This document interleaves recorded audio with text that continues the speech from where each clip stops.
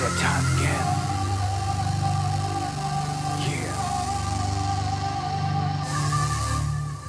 Underground World News Live. Here on this 5/29/24. How is everybody doing this evening? Yes, let's go. Much love. Thank you, eFits, for the feedback there.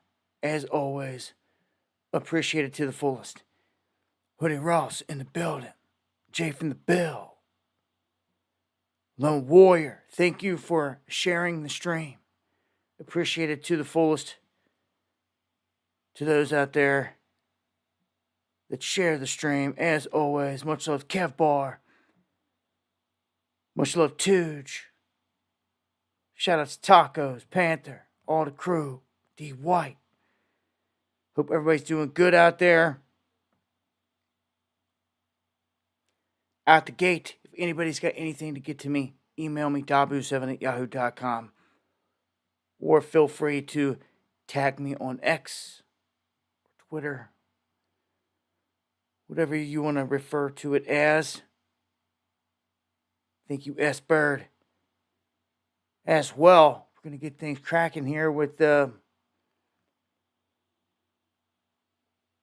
some talk out of the heavens, some space weather real quick. Wanted to make mention that this active region that was giving us all the activity, when everyone saw all the auroras around the 10th of May, that came from sunspot 3664. Usually these things, on a normal basis, they'll die out within a week or so. Another one will form, and that's how it works upon like two bands, an upper band and a lower band. Well, this 3664 has reemerged. It's down here on the southern band, and it is already active, popping off X flares. Now, it's been renumbered because every time they come around this limb of the sun facing Earth, they get a new number. It's not quite as big as it used to be, but it's still very active. And it was already popping off with an X 1.4 as soon as it came around the corner. And several M-class flares, which are right below X flares, popping off in sequence with it. Colleen, thank you for the donation. Appreciate it to the fullest. Much love. God bless. Colleen. If you guys got any aurora shots, also attack me as well. This here is not an aurora. I wanted to point this out. There's a difference out there when you see the sky lit up between an aurora and what they call sky glow or air glow. It's as you can see here, they say that air glow appears on dark nights when oxygen and its oxygen atoms, then oxygen molecules, bump together in the Earth's atmosphere. The collision between the two create green photons. This happens every night, but usually the glow is too dim to see with the naked eye. So it's interesting to note that this happens all the time, but if you're out in a place where you can really see the horizon, all the stars and the Milky Way and all that, your chances of seeing stuff like this are way better. So yeah, this was over top of Colorado. If you guys witnessed that. We also have an incoming object I wanted to mention, just in case we see any fireball activity. On the 31st, we've got one coming in between the distance of Earth and the Moon. So within 1 LD, we always put an alert out. And let me jump over here and take a quick look at the quakes to see if anything is popped off here recently. Nothing has popped off major. So there's nothing really going on there with the quakes. There has been a lot going on with the weather. Now, some of you may be in a spot where you haven't seen much this year. And, weather's kind of hit or miss, obviously. It can hit in a spot right down the road.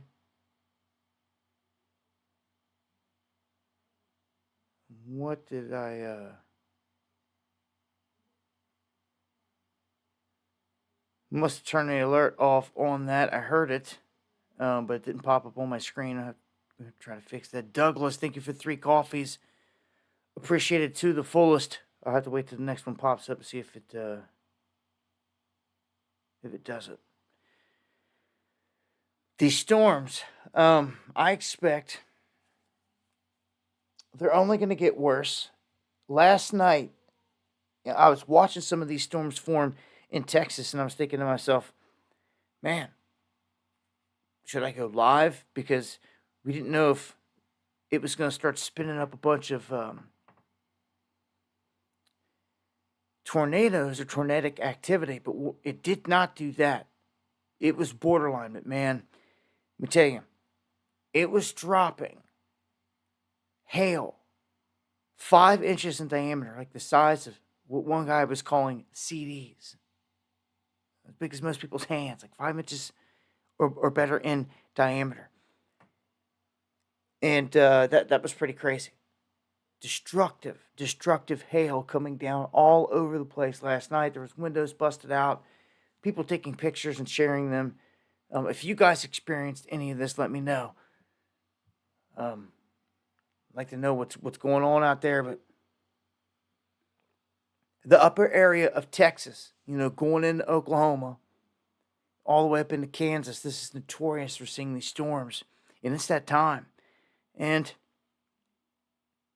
from the next month, from June on out, all the way out to September, October, we're going to be in hurricane season.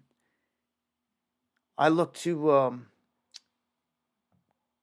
get some coverage on that, and we can see right here, this is in Dallas, flooding, a lot of cars stuck in a lake of water, just sitting there. It's not like the water was going anywhere anytime soon, so the people couldn't back out or get turned around and get out of there. They were stuck for the most part. And you don't want to be stuck like that when you've got like tornadic activity coming through, ripping the roof off of houses and businesses. So even though there wasn't like tornadoes that directly came down and hit some of these places, the storm damage, 60-mile-an-hour gusts. What they say? No, a derecho and tornado in mid-May blasted 100-mile-per-hour wind. So that was in mid-May. Let's go over here and take a look at real quick.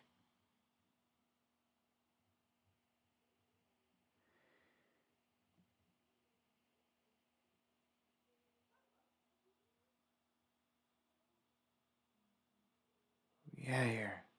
There we go. All right. So this is a live look at the radar. Just going to check around here in a couple spots.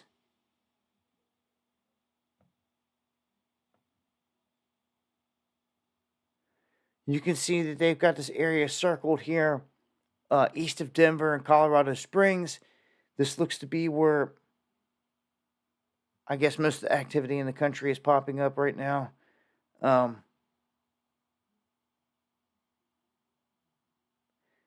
Severe thunderstorm warnings shown on this new map that I've got. So when we have big breakouts of tornadoes and things like that, this is going to be a good thing to be able to pull up and to track all of it. You can see here the storm I'm looking at. It's got 50 to 50 mile an hour wind, nickel size hail. That's just the special weather statement that's connected to it. Now, this one right here, this one's got ping pong size hail coming down with 60-mile-an-hour winds. Looks like that's the case throughout a lot of the storm system down here. that's coming up on Holly. Back out a little bit. I don't see any storm chasers set up besides this one. He's well out in front of this system. If I see any other ones that pop up, we'll check in on them. And we'll see what they got going. But take a look here at Texas real quick, or down here, New Mexico.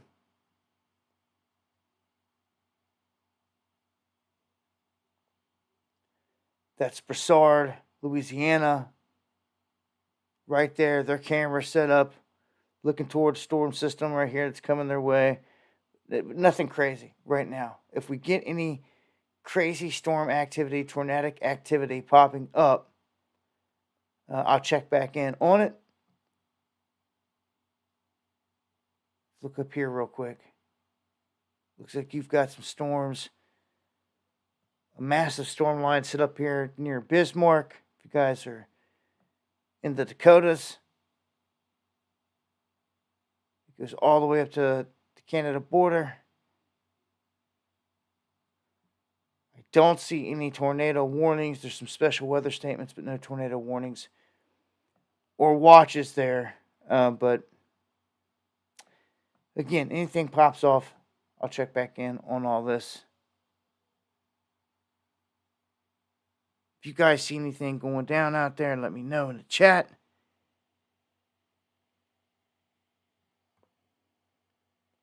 Becky, thank you for the donation.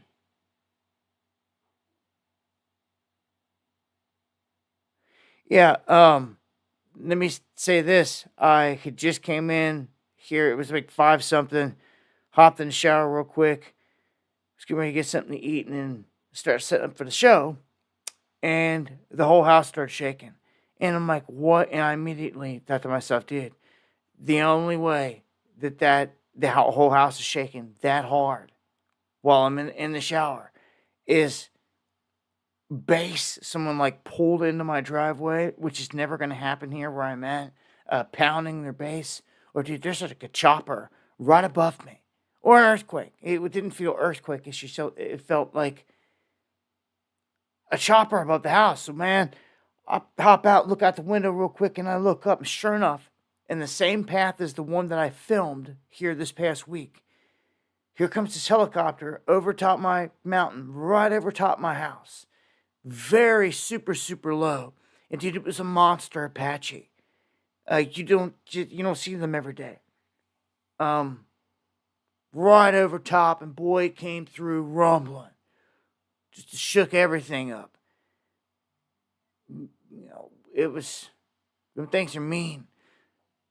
And look right out your window and look up and like damn near be able to see like the people in it. And shaking your whole house. I mean, that's low.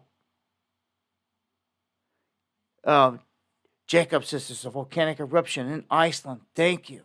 If you ever got any links on anything, send them to dabu7@yahoo.com and put in the title what it is. And I'll try to grab it if I see it pop in there during the show as we're going through. Thank you again, Annie and Becky. Appreciate it to the fullest. All right. This was kind of a wild story. Watcher sent this to me. And I don't know, it's kind of talking a little bit about how they symbolically code things. Sometimes in these stories, well, we know they do. And this was a weird story. When you have the eyes to see things. So the suspect killed his pregnant sister and dismembered her body because she was no longer innocent. And this is crazy. This Jack Joseph Ball, and this is where the reference of Baal, the worship of Baal worship, which is spelled like Baal, Baal, Baal. Well, that connection to this girl, which got killed, which was his sister, which has a completely different name. And her name is Bethany Ann Israel. And This dude's charged with 2 counts of second-degree murder for killing 30-year-old Bethany Ann Israel and her unborn child. So, yeah. This 23-year-old man from Minnesota. Yeah, so it's just sad that young lady and child have lost their life in that story. And I wanted to make mention here real quick of the story on what they call the Goon Squad. These are like corrupt officers, if you will, deputies, agents, all the way up to their supervisors, who've been caught basically living on the dark side, is the only way I could put it. Like, they have a private, like, thread where they talk through messaging. And in it, they called themselves the Goon Squad. And they traded disgusting pictures of, like, rotting corpses, joked about rape, and shocking people with tasers, and things like that. Enough to where someone's got their hands on all this stuff now, got it out and leaked it, and this ties in deep to a lot of stuff, all the way to where 2 of these officers arrested a man and shot him in the face, almost killed him. Some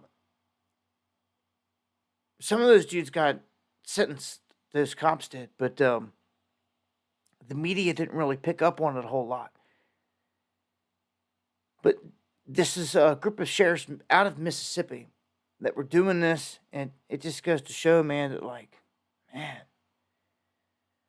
sometimes that darkness and that corruption, it can go into high ranks, and it's where all the problems lie. You wonder why things are bad in the city and in the neighborhood. When the force is corrupt, you ain't going to get too far. No real justice being served. Anyhow, push on to this next one. And this one kind of caught my attention because this is not the only story that I've seen like this. This one here is out of Arizona. A biology teacher quitting due to her students' addiction to their cell phones. And this is a huge problem as I see it. Much love, Susie Q, Joe. Huge problem. You wonder why they got crappy grades. They're not listening. You know, they're either getting taught garbage and told they're a cat with a litter box in the corner of the room, or they're on the cell phones. And it's insanity. Kids can be sending out stuff from class and, like, parents be like, what is going on? But, like, this is happening in, like, public schools across the board, and it has to stop. You would think that there would be rules in place. Matter of fact, back when I was in school, well, there wasn't cell phones like this to this degree. I'll say that. When I was in, like, middle school, coming up, we had pagers and all that stuff back then. I came up in the pager era, right into the cell phone era. But it never was, like, a big distraction ever in school. None of it ever was. And the teachers wouldn't put up with it. If you were distracting in class, I mean, correct me if I'm wrong, you got checked. Like, I know I did in any and every school I went to. Because my mom had to move around a lot. I went to a bunch of different schools. But it didn't matter. It's the whole era of me coming up, it's like, man, if you want to act up in the class, you're going to get called out and checked and in trouble. Especially caught with a cell phone. If the teacher looked up and seen you with a cell phone in the day that I came up in school, like, you smoked. Like, it's gone. They confiscate it and take it. You know what I'm saying? And hold on to it till, like, the end of class. Well, matter of fact, on the pager story, we got busted. I got busted one time with the pager in school. One time. Forgot to turn the vibration off on it. And or the beep on it, turn it to vibrate, whatever. Anyhow, it went off, and they took it, and they kept it all school year. All school year. Ticked me off. But, it wasn't like I was on the pager and it was a distraction when I was in there. I wasn't like that. A total different time. And man, if my kids in class, really, I want them to get an education. That's why they're there. Is how I feel. I want them to get an education. I feel like this is damaging. Or you can homeschool. That'd be the wise thing to do these days, if you can. I know not everyone can do it. There's different situations. Sometimes you've got kids that are under your roof that you can homeschool. Some people are in a situation where they've got kids that live with the other parent, and some things aren't in their full control. I get that as well. And this public school system just sucks these days, as far as I can tell. If they're not pushing, like I said, if they're a cat, a dog, and all this stuff in class, then, that's a start. But it depends on where you live, really. And people really care, I guess. All right, here's a positive one I want to throw out there. A new study has found that intermittent fasting may protect against liver inflammation and even liver cancer. I think that this is big. I think this is key. If anyone wants to live healthy from here for the rest of their days, you may ignore this stuff when you're younger, but definitely as you get older, your health becomes more of a priority, and it's brought to your attention whether you want it or not, whether you like it or not. It's just the reality of life. And, to me, ever since my 30s, I told myself, look, I'm going to strive to be it wasn't even for me. I looked at my family, and I was like, I've got to be there for them, because I thought to myself, if I'm not here for them, what are they going to do? And that right there was enough to scare the crap out of me to take that pack of cigarettes that was sitting right there that I was always smoking this and that, and be done with it, to conquer it. Just flat, stone cold, done with it. And I have to go through no program and no regiment. Just beast it. Mind over matter. Like I said before, am I going to fish out? Am I going to wig out? Am I going to be naked? Well, we're going to find out. Am I not going to be able to sleep? All these things. Well, we're going to find out. And I took it head on. Didn't make any excuses. I just did it. I didn't wait all the way till New Year's of the following year and push it off to make a New Year's resolution. Nuh-uh. As soon as I seen it was a problem, I decided I was going to take it on. When I did that, and I seen that I could overcome it, it showed me that I could do it more. And almost was like a challenge. I was like, dang, all right. And then down went Pops, Mountain Dews, Sprites, all the Pops, like all that.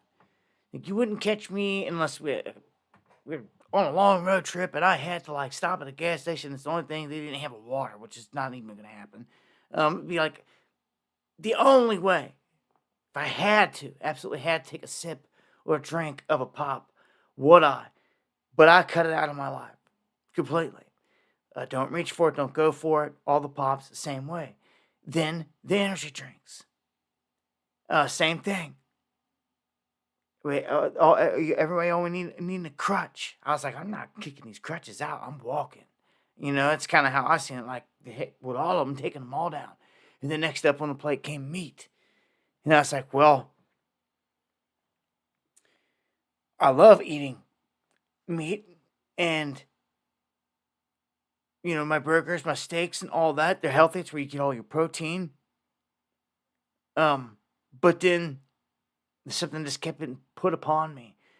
These signs kept coming to me personally, spiritually and biblically, this crazy signs. This is the way that I operate. God operates through me and points things out to me. I could just accidentally reach over and flip over pages of the Bible that sits here next to me open, and open to a page, and like I just look down and I see the title of it, the first passage, and it means I was supposed to read it. I read into it and it starts telling me like, look, like I open like Deuteronomy, and it tell me the things I should and should not be eating.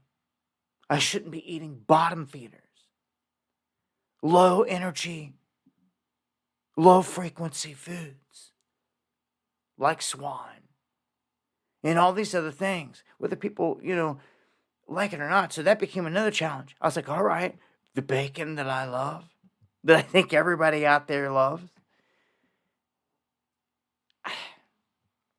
You talk about the challenge, like the cigarettes, all that when it came to that, because walking into places, the cooking and all that, the aromas, anything that you order, someone orders a pizza, it always comes pepperoni by default or something, like you never think twice about it.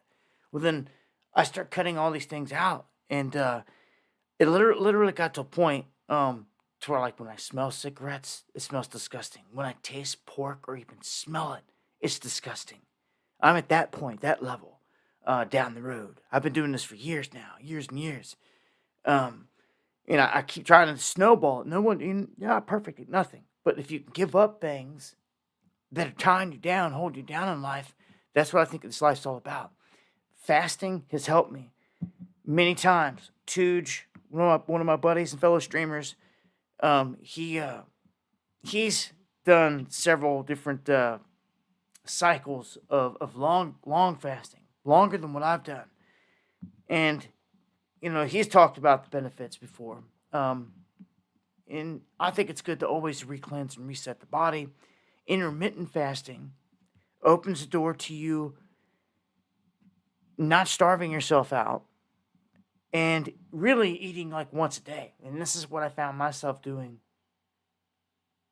by default. I just found myself living this way anyway. When I looked into it, I'm like, oh, I already live this way. Like, I wake up in the morning, I don't eat nothing. I take these two little B12 vitamin things, gummies. I eat them. That's it. Because I have to.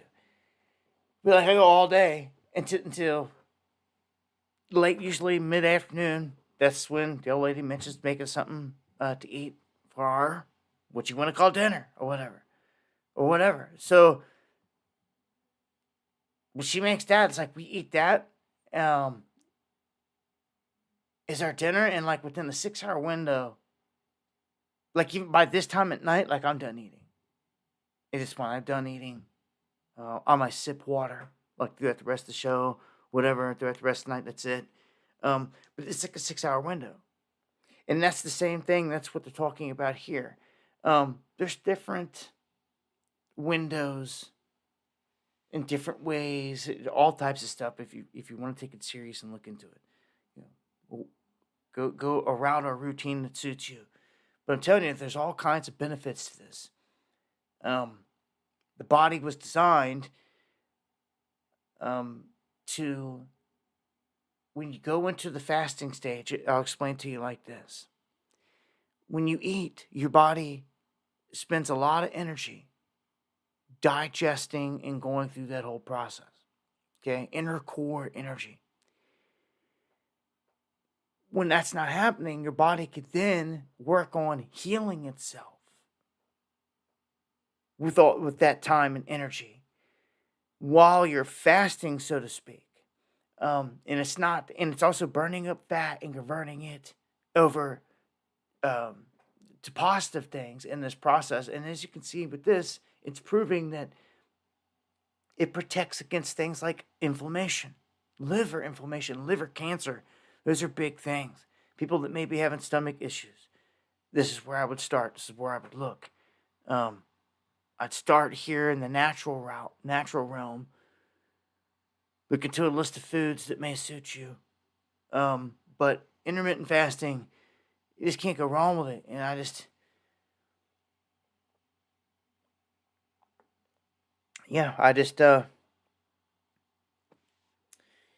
I'm personally in a point like right now where I eat like if I'm going out to work for the day, I may grab a beef jerky if I know I'm going to be out and miss dinner or something, like I'll snack on something like that, or a banana. I have to have these things, get my B12 up, and I eat heavy protein based as much as I can. Steak, potatoes. I can't afford to eat that all the time, but when I can, I try to, and that's going to be a key thing that I'm growing is potatoes. Um, and again, you never knew. Like me growing up, I never had any health issues. Now I personally have got mystery things happening to me. The doctors can't explain. Um, I've been fighting things, and just tell you, ever since lockdowns, and it's not. I've never had COVID, anything like that. Never been down sick like that. Nothing like that. Um, I and many others around me have been fighting and dealing with a stomach type of thing, and can't get no answers. It's been 4 years. Can't get no answers. Every test you can think of. And as soon as when I say these things, I always get flooded, and I appreciate people's concerns. But they always say, "Do this, do that, try this, try that." It's like, dude, I've tried everything under the sun. I've been every doctor you can think of, and so of friends and family. And I surely feel like it's an attack. It's something that's going on that they all know about. Whether the doctors know about it or not, like somebody knows about it. And there's too many people dealing with the issue, and it's going on too much widespread for the doctors to not realize it and to realize something's going on. You're telling me all these people are coming in, and it's a mystery. It's a mystery. Like you can't tell me what is causing these issues out of all these tests, and no one can get it. Like when I went in for my B12, I thought it was ironic that I'm back there and I'm waiting, and I hear like 4 or 5 other people get walked back, and I can hear everything going on from my room, from nurse going room to room. Okay, you're here for a shot today. What are you getting it for? Oh, B12 in room after room after room. These people were all there for a shot for B12 and vitamin D. And I said, dude, hold on a second. Hold on a second. Are you kidding me? There's no way. There's no way. Like, what's going on here? Well, I walk out, and even the nurse had said something. She goes, yeah, it's something in the water. I was like, dude, you don't know how right you are. Because I think that's it. I honestly do. I think it's in the water. In the air, you can see the spreads, but I think it's in the water. It is the most direct way to attack all these people. It would be localized. It would explain why so many people in one area. And then the same nurse that said this to me said, I have to get B12 shots now too. I'm like, what? I was sitting down waiting to go get my shot. Some lady sat down, came in, sat down, said the same thing. And she's like, dude, I don't trust none of this. And all these conversations get sparked. I'm like, dude, this is nuts. I'm like, if you tell the doctor this, I'm like, how can the doctor not know? She's got this whole place, even nurses around her, or they're saying there's a vitamin B12 deficiency. Low. You can't figure out you're not. Come on. Can't you see something is causing it? Hello? SOS. Anybody got a brain out there? You put two together? Can't you see that something is causing this? But yet no one can give an answer. At all. It's insane. And I live as healthy as you can live, dude. Straight up. I do. I live healthy as it gets. I'm constantly active and going come on. And my hands are always numb now. And they're trying to say it's because of this. I can't pick up something that feels like I'm going to drop it. It's weird. It's weird. I feel like I'm under attack. Is all I can say. And my plan is to get away from smart meters or anything around that could potentially be doing any of this. Away from the water source. I'm going to be putting out videos on water catchment, big time, the cleansing of it, first flushing, all that. Keep your eyes peeled. I think it's important. I talked about on the last stream all these places that you can't even catch water freely.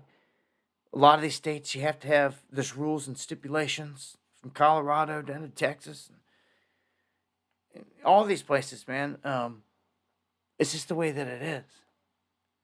Every place is different. Every place has got different rules, but um,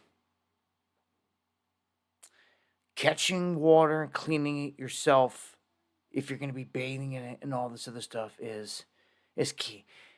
Brother Speed says also get a blue roof. Already done. Already done. If you're gonna go out and buy anything to redo your roof on a house, or you're building a shed, or you're doing anything, and you're going to get the paneling, just get it in blue.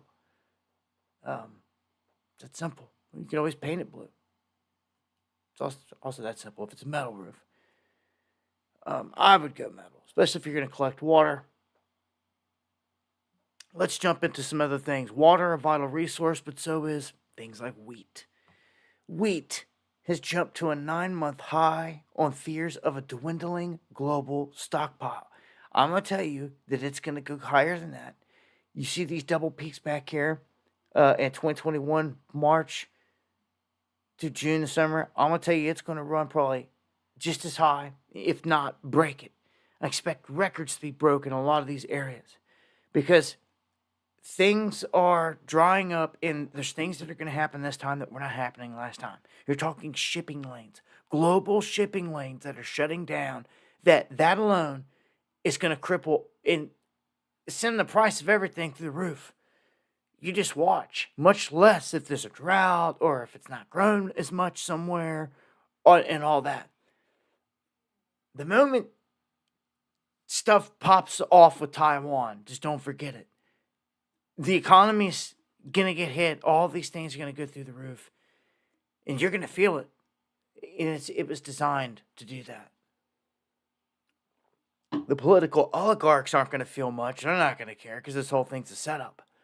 And it's going to be their excuse for when this whole thing falls apart. You see, they have to have a designed excuse in the end to cover and blame the collapse on. And they're going to say, oh, it wasn't me. It wasn't us. It was because of the war. It was because of whatever war, an extended war, new war. Because we're not getting goods anymore. It's not our fault. It's Putin's. And it's whoever's. Well, they're saying that wheat's drying up in the Black Sea area. All of the breadbasket of the Ukraine because it's under war. Which affects all of Europe. Is the breadbasket of the area. They're saying that Australia is parched and that the U.S. is dry. That drought has gripped a bigger share of the U.S. winter wheat fields since April. Again, man, you might want to pay attention to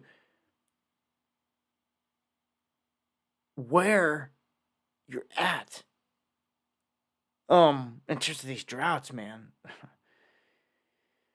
I'd like to be in a climate that has a decent amount of rainfall all the time. Not like Seattle, gloomy and washed out all the time, but a decent amount where you're getting consistent rainfall. That's the water's life.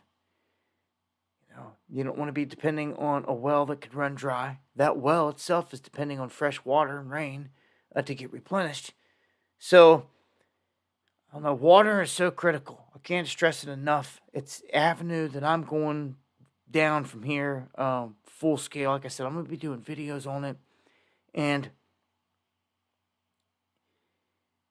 if there's a way, I don't know. I'm just going to be going down this path of water purification and production from here, straight out the mountains, as pure as it gets. When it comes to beef hitting a record high.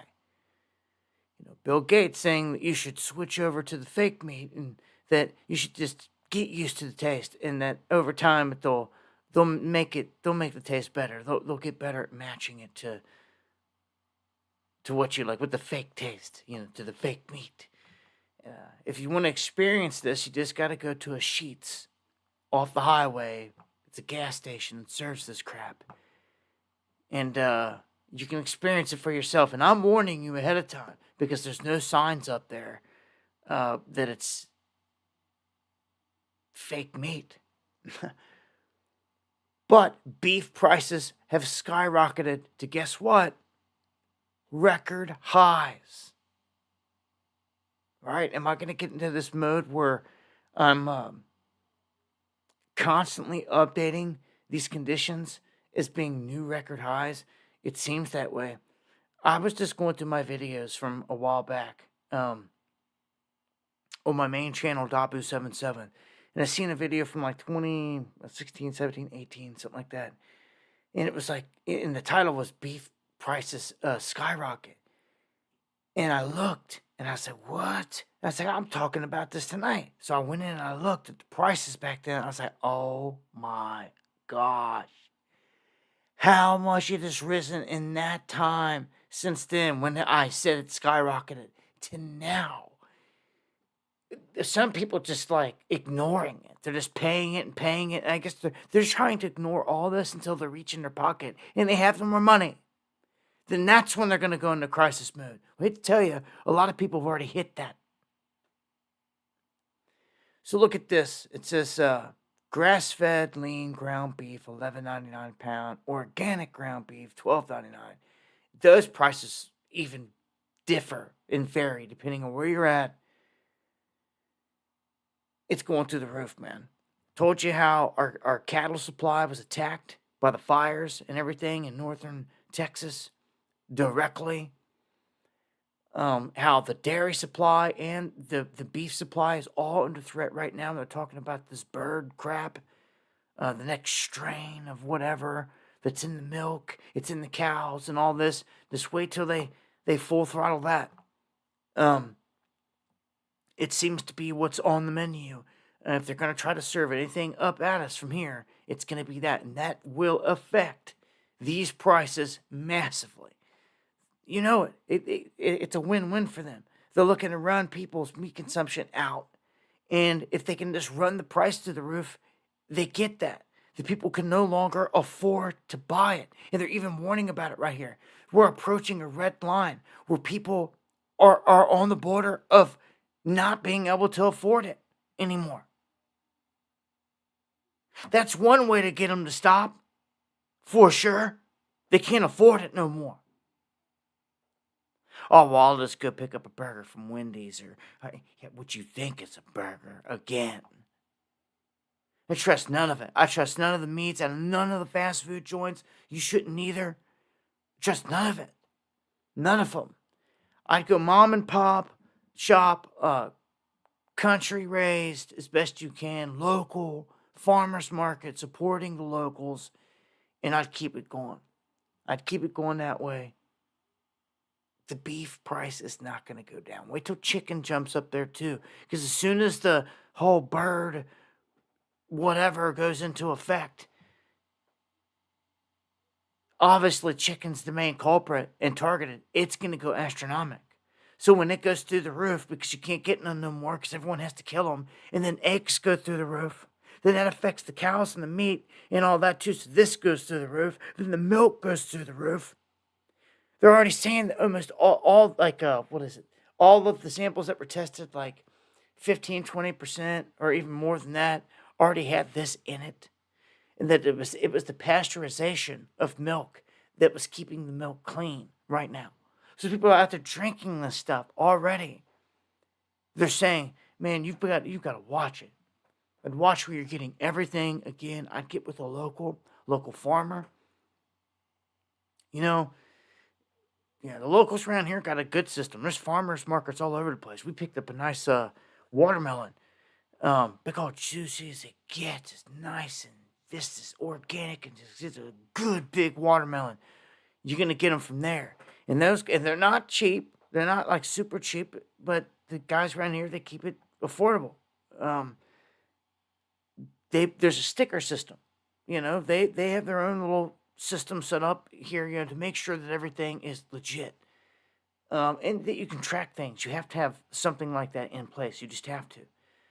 For when disease and stuff like that pops up. The thing is, you just can't take advantage of those systems like we see happen all the time with corrupt agencies, EPAs, and these other agencies that come knocking on farmers' doors saying, hey, we're just out here testing your chickens and you got to kill them all.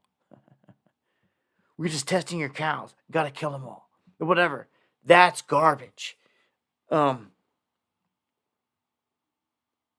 Just one good disaster is going to send this like through the roof. It's already skyrocketing.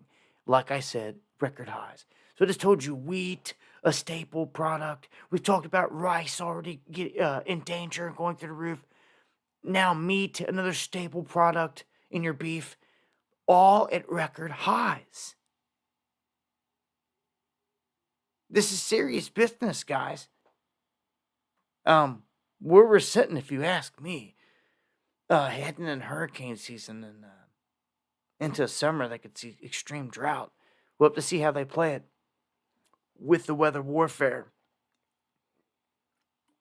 When these storms come through and they're dumping, again, I'd be collecting water big time. So, when it comes to the people out there, a lot of people kind of hurting, no doubt. This day and age, the climate that we're living in, Bidenomics. But Americans seem to be the ones that are spending, and always have been, more than anyone else on the planet when it comes to tourism, traveling around and spending money, which means that all these places around the planet have leaned on and been dependent on American tourism more than anyone else, more than anything else from any other country. Tourism from Americans spending their money in their country. This takes it at this point. So, when Americans can't spend no more, this affects the economies around the world. Again, it's not only us that are affected by these things, but what's happening with our economy, inflation, the dollar, all that, it affects everything globally. So let's look at Chicago here. Chicago, as I say.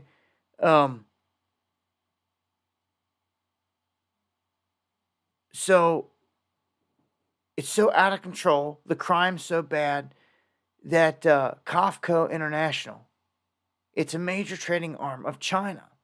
China's largest food company, matter of fact. They're moving out of Chicago. It's that hectic. It's that crazy. They're getting outside the metro area. And it's because of, it's just popping off. It's chaos in Chicago. That's it, man. They can't deal with it. And it's just kind of ironic, man. I mean, Chicago's turning as crazy as it gets, turning wild as it gets.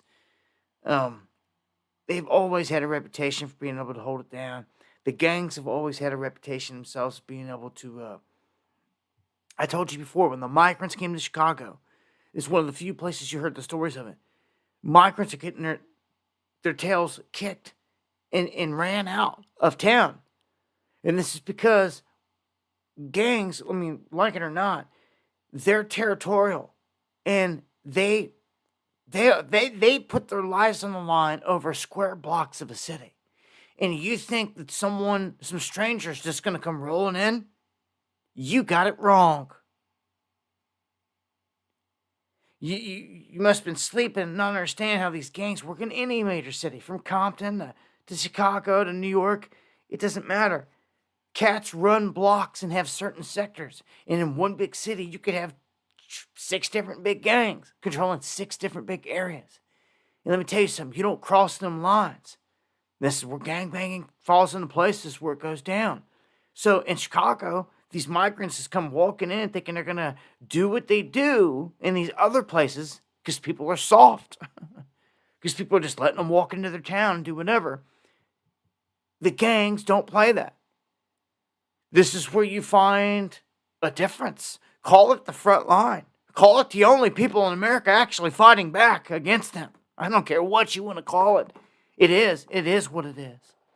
You want to stand on the truth? That's our front line right there. Ain't no militias, ain't no patriots. It sure ain't. It's gangs. They're the ones repelling the migrants out of these cities, out of certain areas, because they do it by nature.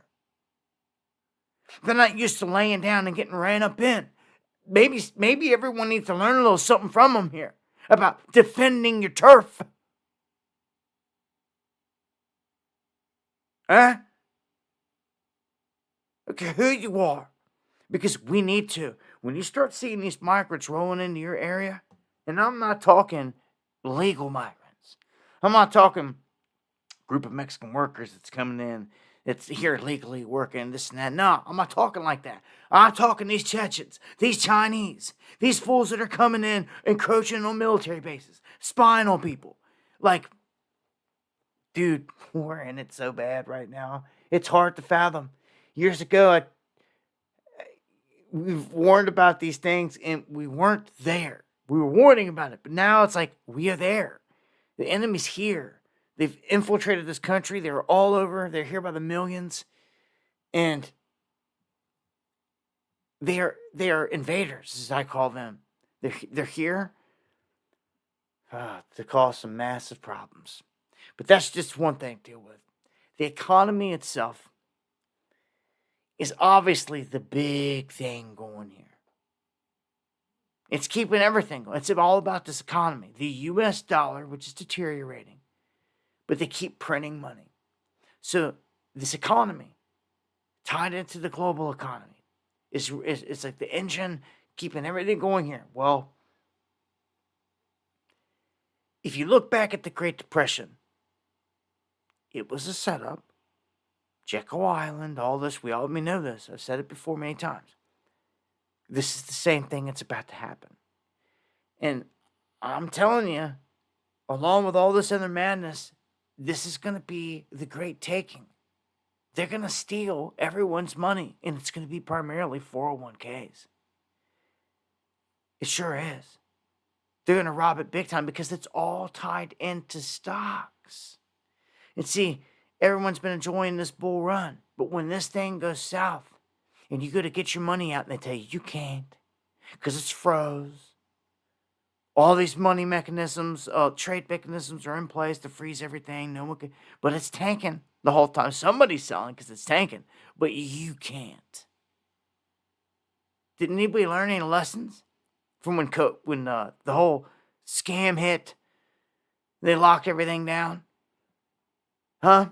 When everybody's accounts got hit and they lost all kinds of money, that was just like a test run. Like the big one here, as he calls it, this man here, Chris Martenson, Dr. Chris Martenson, he calls it the Great Taking. The Great Taking. And I agree, because it aligns with where I see this going. I read into what he thought and all this stuff. And the end game is, look, they're going to steal everyone's money. Okay? Okay? They're about to do it. Now, I want everyone to listen very clearly here. I know I cover a lot on the show, and I cover a lot of news, but there's certain bullet points here that you should really pay attention to, and this is one of them. Because this right here is very well how this whole thing is about to go down. Okay? I'm going to read to you just a small piece of what this guy says here. He goes, yes, I'm worried about the whole system going down, and that leads to all sorts of speculation. But he says, imagine this. We wake up one day, and the markets are not open on Monday. Oh no, it's a glitch, problem. Then 2 days go by, not open. 3 days go by, not open. People start flipping out, getting worried. Friday hits, the markets are still not open. Do you understand? Listen to what this guy's saying. I think he's letting something out of the bag here, dude. Monday comes, and they say that it's a super big problem now, and we don't know how to resolve it. Guys, are you listening? Do you need to soak this up and share this with friends and family about why they get their 401k check that they cash out.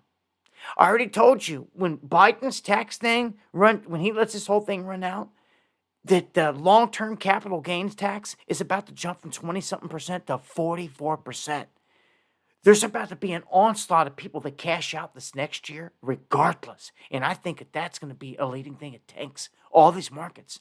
You just need to get out, is what I'm telling you. So listen what he says here. He finishes up. It's been a week. No one can get their money out. No one could do anything. It's been a week. And the government has a crisis on its hands. Just how they like. And guess what they're going to do? They offer every single person out there 100% value of your account, of what is in there. They offer you 100% value of what you got in your bank in a central bank digital currency.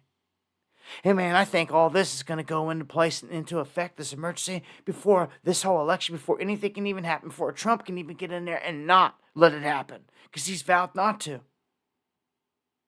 He won't be able to undo it in this essence, because if they do this beforehand, he can't undo it. All these people would have accepted their money in CBDC. The government is about to put everybody in a pinch, and they're about to cause this. They're about to cause a glitch, a cyber attack. Blame it on China. Blame it on Russia. Blame it on whoever. It doesn't matter. You shut it down for a week, like this dude's saying. People are going to come beckon to get their money. Bills due. All the stuff stacking up. The government can't give you an answer. Their answer is emergency government money. CBDC. Dude, this is the writing on the fucking wall. Right here. Do you understand? The writing on the fucking wall. Set.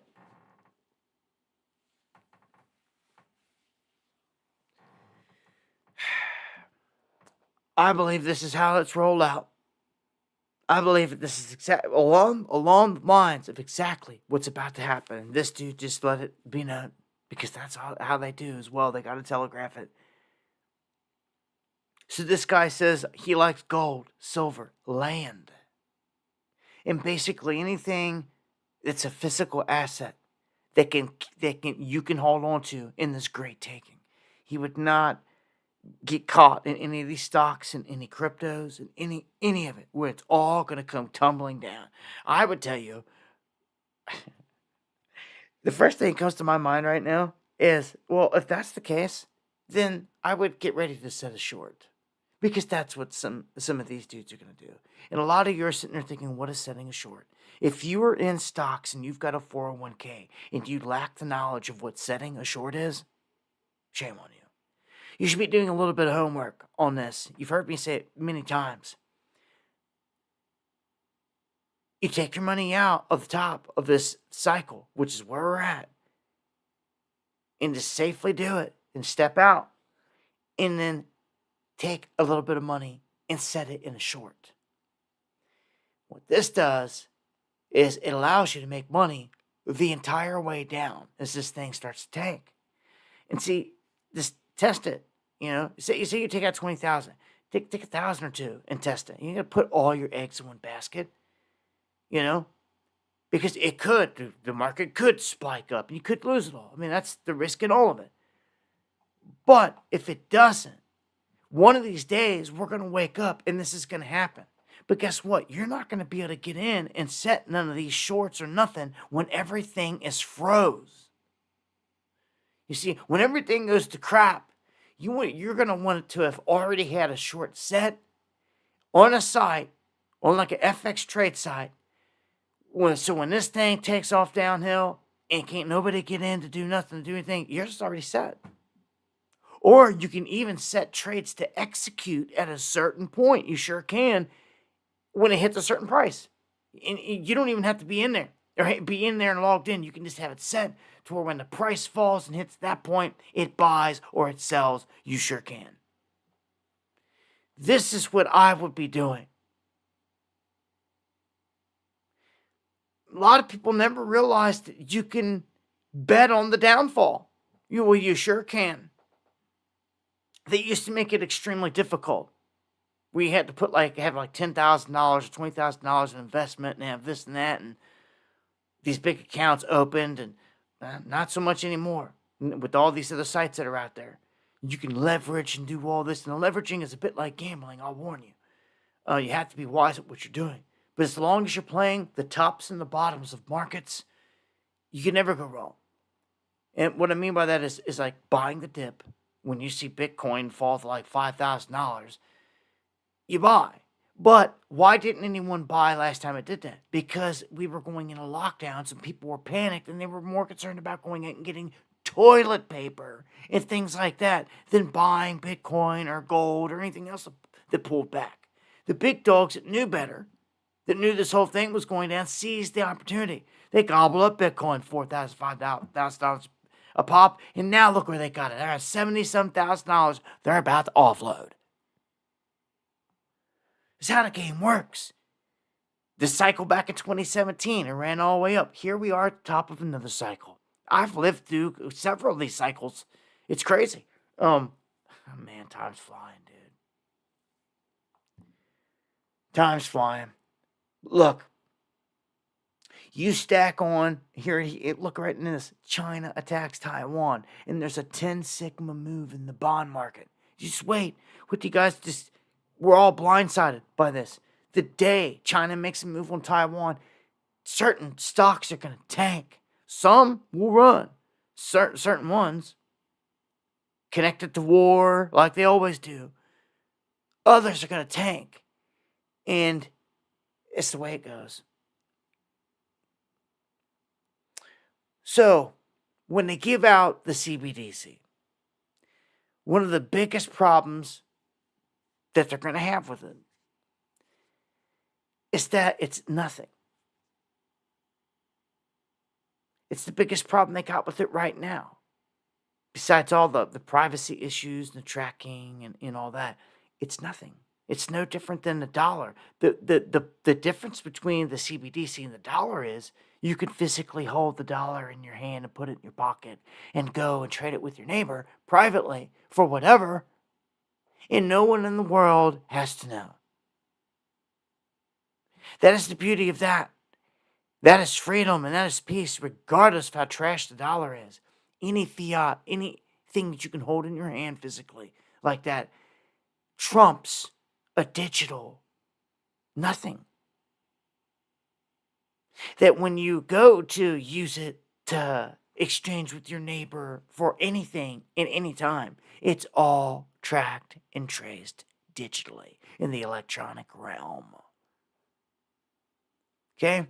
So, how do you convince the people to use this new CBDC? You have to back it by gold. And this means gold's king.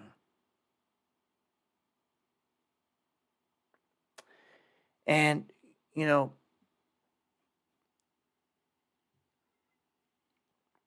they say here Forbes argues that the disdain for a gold standard is displaced, pointing out that during the 180 years that the dollar was tied to gold, the U.S. enjoyed the greatest long-term growth in human history. Without inflations, without any of that. Since the greenback's link to gold was severed, the average historic growth rate has fallen by about a third. Median household income today would be about $40,000 higher if our traditional pattern of growth for those 180 years had been maintained. But they wrecked it. They sure did. That's because the government, at this point, hates gold for one reason. Gold limits the growth of government.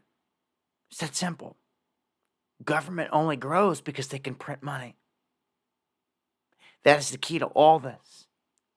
And when they made the sever, it changed everything.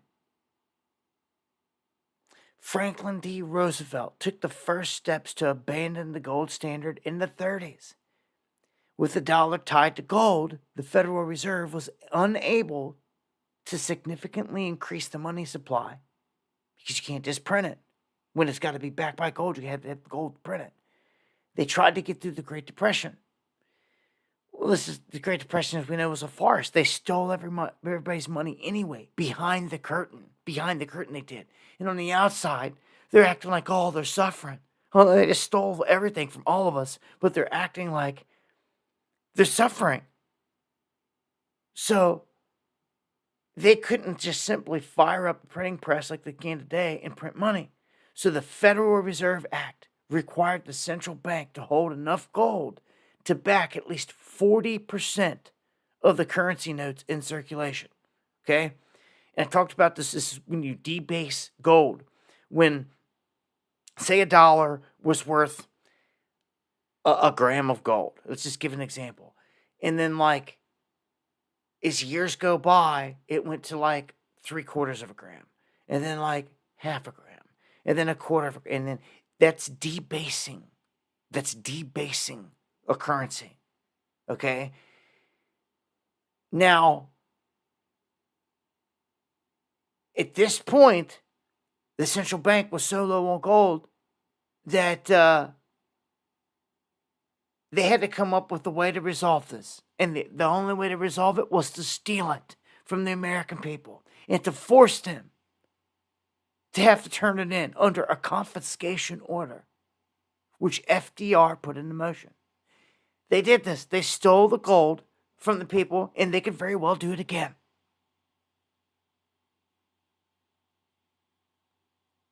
They could very well do it. Remember, they did this through the Great Depression era. You imagine, they steal everyone's 401k's money. We go into the greatest depression of all time.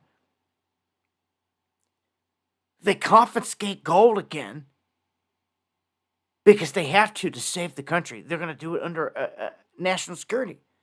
Of course, just like he did. It's easy to see at this point. Then he increased and put a fixed price on gold, is what he did back then. He moved it up to $35 an ounce, boosted it way up. This allowed the Federal Reserve to fix its balance sheets by 69%. Okay? So they made a huge move that was key to them while stealing it from the American people.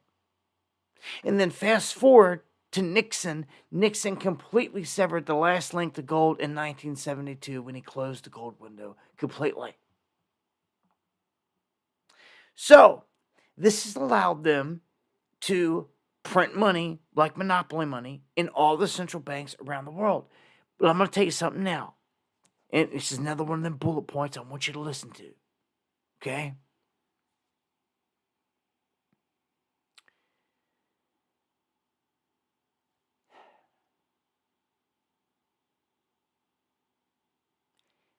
The only way that they can save this thing, and they admit it right here, is to take it back to the gold standard. So for banks that hate gold as money so bad, they all seem to have known throughout the master plan here that the end game calls for this move, converting back to what's been the money the whole time. Well, everyone's been enchanted by this monopoly money and using it worldwide. The central banks have been stacking gold at a record rate, and you know it. I report on it every single show. It does not stop. Every single one of them. China leading the way through massive amounts. It's insane. How much gold? Why would they be doing this? Because they're about to do this move. They're about to back their digital currencies globally with gold contracts. And it's rather obvious. If you ask me, that's why they're doing it. It's about to go down. So, for this to happen, This puts gold in an area. They calculate that gold would need to settle somewhere in the neighborhood of $27,000 an ounce. And I told you before, I've seen gold somewhere between 20 and 30. And it's all because of these same calculations and knowing inevitably this is where it's going. This is what's about to happen. These guys know what they're even telling you where the gold's going to go to and all this. No one's going to be able to afford gold when your stocks, your 401k, and your retirement and everything else has been liquidated and you've been put on your tail. Great Depression style. All by design. Who's going to be able to afford gold? And any gold that you got left, they're going to come and confiscate it. You talk about a double whammy 1-2 punch, take everything from, they're about to take everything from everybody, dude. This is the biggest heist in history, looking at it right now, the Great Depression, and we're walking into the next. We're right there. They're about to do it. You all know it too. We at least have the eyes to see, the intelligence to figure all this out and to know where this is going, what's about to happen. Will everybody heed the sign? That's a whole other thing. That's on every individual. But this is what's about to happen. The downfall of the US dollar in motion already. They're all moving away from it. The whole setup of bricks on the rise. It's all in motion. Like that dude said, we're just going to wake up one Monday and it's all has begun and it's not going to go away. That's when it begins. In terms of the economic stuff, that's not even talking about like the invaders coming across the border. Here one day, they're all going to spring into action. That's a whole different event. That's a whole separate big crisis, a thing that's going to go into motion. You talk about multifaceted and things that are about to go into motion. This is all on the table, all right now, real time, where we sit.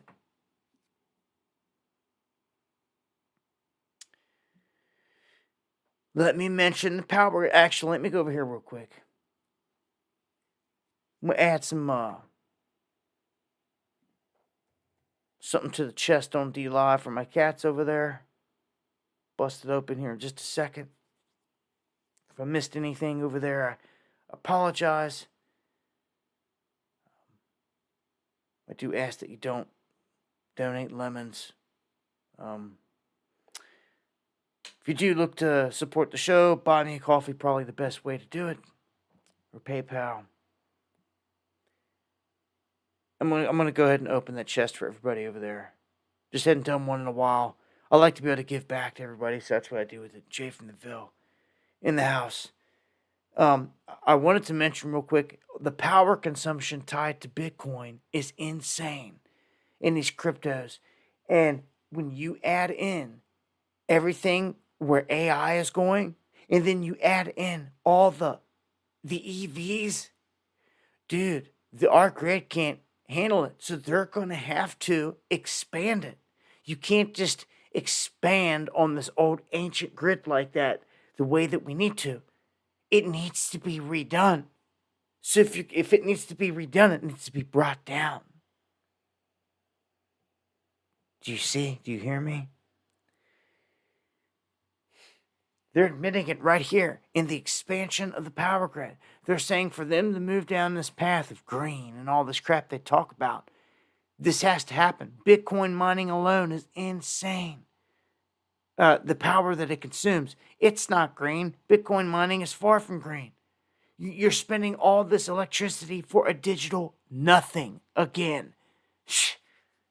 It's ridiculous.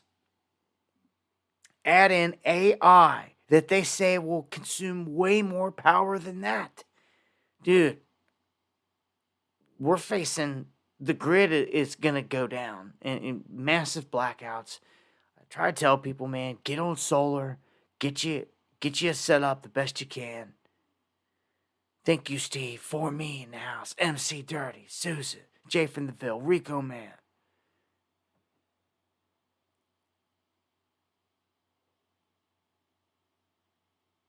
It is, Kev Bar. It is much like Stacy and all my cats in KY.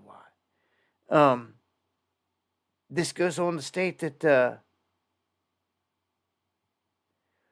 The annual consumption of electricity to mine Bitcoin in the United States is enough to charge every EV in the US 223 times. This is every year. Power 5.1 million households a year.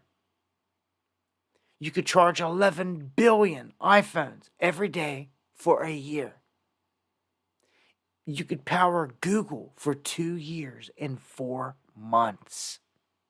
That is how much power Bitcoin mining alone consumes. You think it'd be outlawed?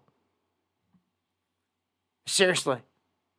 In a sane man's world, in a righteous world, something like this would just be stupid. You're wasting that much power for what? For nothing? For a digital nothing? Like, get out. It'd be outlawed. No. We're keeping hard currency that's legitimate, and we're going to do it the righteous way, and we're not having digital nothings that can be tracked and traced and locked and taken and stolen. No. This is where it's at, though. Do they really have a plan? They better be rolling out Tesla, like, free energy. It's the only way. That is the only way. And the whole scheme, Thomas Edison's scheme of billing all the people for electricity and metering it and all that to get rich, that's got to die. It has to actually go back. It has to actually go to where the dream of Tesla flourishes, where the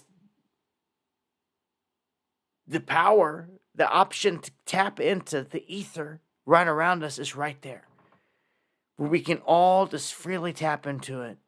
That's really the only way.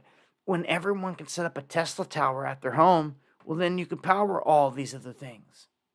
You're getting free power right out the atmosphere. They're just not getting the bill on you anymore. But in turn, they're selling all this new stuff that's going to run off the ether, that's going to run off Tesla power. And really, a whole new grid system could be set up on it. All these flying vehicles can be set up on it. I mean, dude, now that I think about it, dude, that's what they're ready to do. They're getting ready to reset this place. I told you. It hasn't even happened yet. They've told you ahead of time by years. They called it the Great Reset. And it still has not happened, for crying out loud. It hasn't. No. Well, meanwhile, we have another major cyber incident that just took place. You heard me talk about Ticketmaster recently, but now the Australian government says they're engaging with Ticketmaster over a cyber incident where this stuff is nonstop. The ransoming, it's everywhere in every department, everywhere you look. I really feel like this is going to play a major factor in what happens to this country and bringing it down. Like, to like, really get it going. The day whenever, like a 9/11 type thing here, where once it begins, there's no turning back. I feel like we're approaching that. No one may know the exact day, but boy, when it hits, it could be 6/6 right around the corner. You never know. It's going to happen at some point. One day here, it's going to pop off.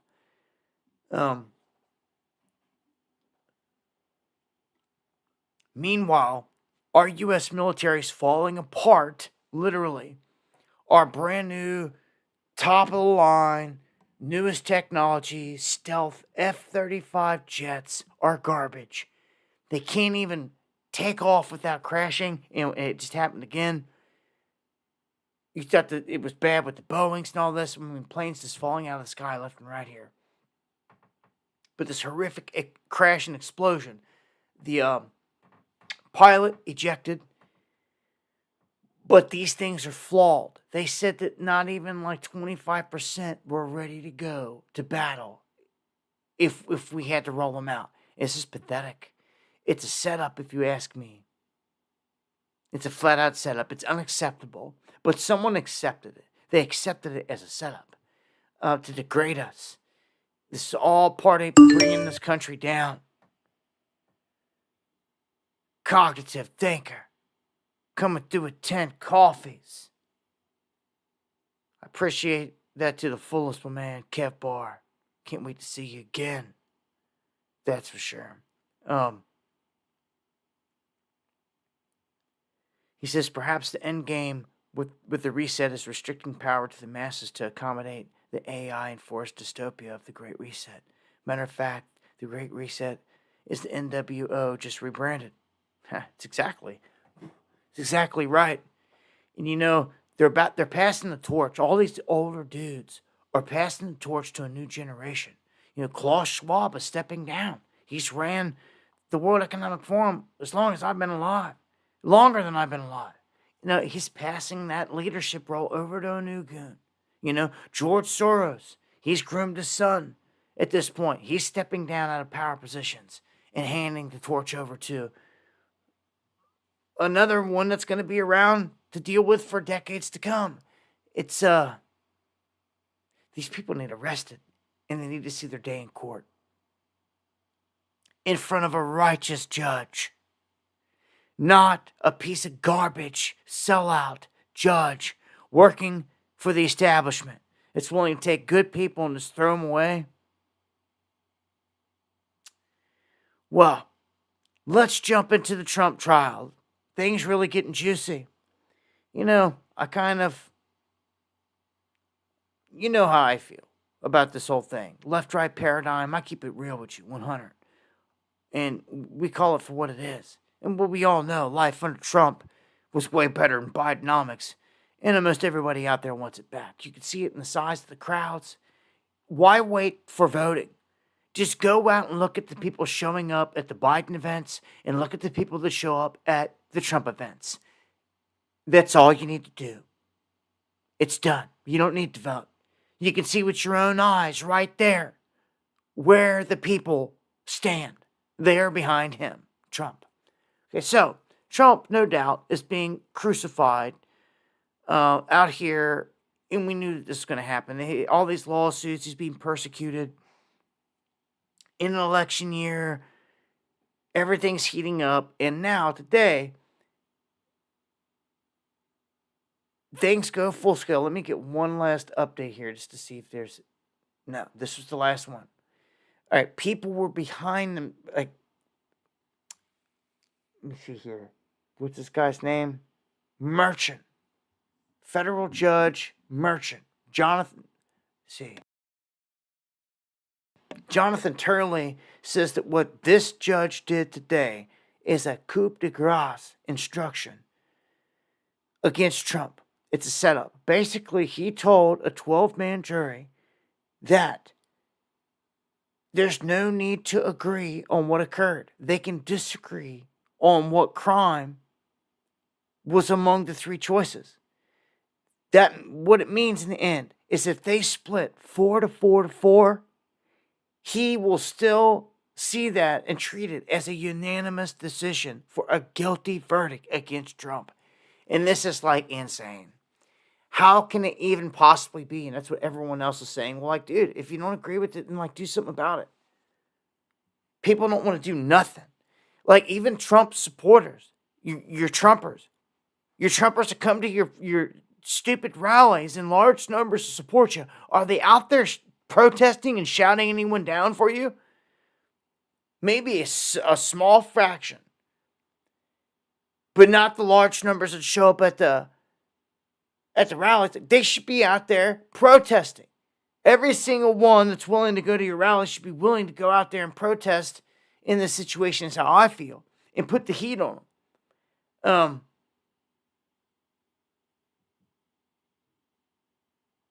I don't even know if there's going to be an election at this rate because of stuff like this. And I believe that everything should be free and fair. But come on. The last election, you saw what happened. The same Trump parades in the streets and on the rivers. But they gave you Joe Biden. Remember that? That's why I'm like, are you guys... We're going through this whole thing. What are you going to do if Trump makes it in there and does all this? And they gave you Joe again. Some people couldn't even fathom that it's possible. I don't know. There's a lot of options out there still. What if Joe has health issues? Just one thing happen in the several months that like takes him out of it. A dark horse enters the race at the last minute. And when this happens, oh boy, you better watch out. Big Mike steps in, Like, oh, I didn't want to, but I told you I wasn't going to, but I have no choice. I feel it's a duty of mine for the American people. You know, Big Mike steps in and fills them shoes. So, I don't know, man. This whole thing is crazy. When it comes to the 12 jurors, they won't tell you who they are. Some of these things, I don't believe. Like, some of the secret stuff, I don't know. I don't even know. Does it work trying to keep stuff secret? Or should you just be open about it? You know, if you're going to vote for someone, why keep it all secret? Why not everybody just say who they're voting for? Anyway, most people let it be known, period. Like, why is it a big secret when you're going to the voting box? And all this stuff. Why is it the same thing with jurors? If there's jurors there, how can you tell me all this information about this dude that juror 1 is originally from Ireland and blah, blah, blah, juror 2 is an investigative banker, but you can't tell me their names? I believe that we should have names for accountability. And I believe that large scale, something that affects the whole world, we should be seeing, there should be better coverage and footage of it.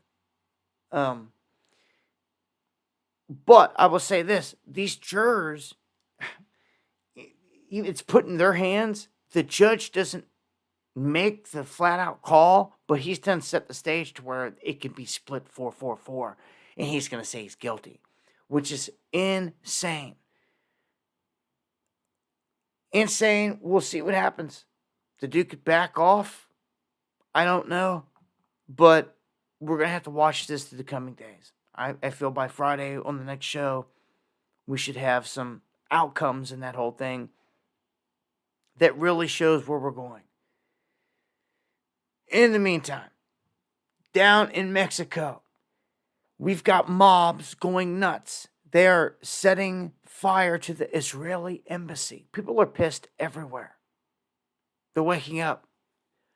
And, you know, these protests are happening in many different countries. Well, down here, they're ticked off, especially over recent events that have gone down inside of Israel. And kind of similar to the protest of what you're seeing here in this country. But in this country, you ain't seen it like this. Not setting fires and nothing like that. You know, thus far. Like this, with this much violence and anger and energy. Now they're saying that U.S.-made bombs were used in the deadly strike on Rafah tent camp. And they got this image, I don't know if they got it here, but it's of Nikki Haley signing these bombs. And it's sick. How any political person, anyone like that, period, can be signing bombs that are about to murder innocent people. Dude, it's just beyond me. And Trump just came out and said, oh, Nikki Haley's going to serve a spot in our administration somewhere, blah, blah, blah. Like, dude, like, all of it. Like, just get out. Get out. But because of this, other countries are now stepping up and saying, like a video clip I saw earlier of Erdogan saying, look, you have the blood of these people on your hands now. Erdogan's saying this to the West. Because you allowed this and you're backing it, the blood's on your hands. And what that means, when they say the blood is on your hands, that means that, get ready, when you start getting hit, it's because of this. There's no what ifs, who did it? No, it's because of this. The blood's on your hands. When you get hit, when whatever happens to you, that's about to happen, you already know. That's what they're saying right now. We're pulled into this full scale. I mean, it's pretty stupid. Everyone knew we were supporting them anyway. Just like Ukraine. Like, get out of here. Proxy or not, you knew it the whole time. Like, but now they're calling out. Check this out. Check this out. Look what they're saying here. They're saying that the Mossad chief stalked and threatened the International Criminal Court prosecutor because when they put warrants out here on Netanyahu.